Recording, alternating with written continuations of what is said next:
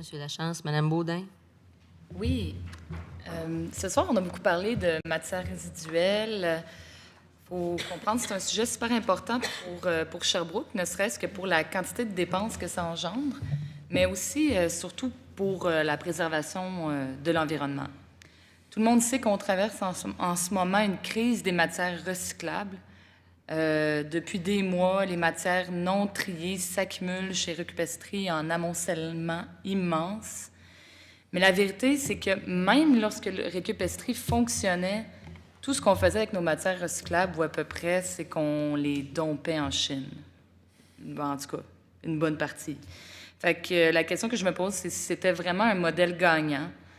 Puis je pense qu'on devrait profiter de la crise actuelle pour essayer de tenir une vraie réflexion sur nos façons de faire en termes de recyclage. Il n'y a pas si longtemps, je me rappelle, à Sherbrooke, les gens effectuaient le tri de leurs matières directement à la maison. Donc, peut-être que si on veut des matières recyclées de qualité, il va falloir qu'on songe à revenir à ce modèle-là. Si on avait des matières de bonne qualité, ça nous aiderait aussi à trouver plus facilement des entreprises locales qui seraient prêtes à les acheter, ce qui aurait des effets bénéfiques importants sur notre économie.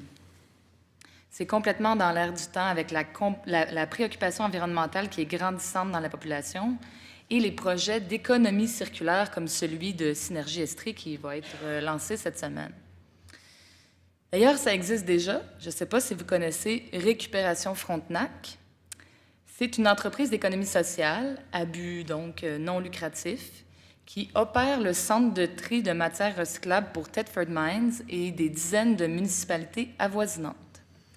C'est une entreprise adaptée qui emploie plus de 100 personnes, qui offre un traitement des matières à coût presque nul pour les municipalités et qui génère même des profits.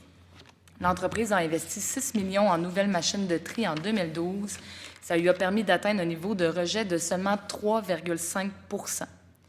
Donc, Récupération Frontenac ne vit pas de crise du recyclage actuellement comme on le vit à Sherbrooke et comme ça se vit ailleurs au Québec, et continue d'écouler ces matières presque exclusivement au Québec.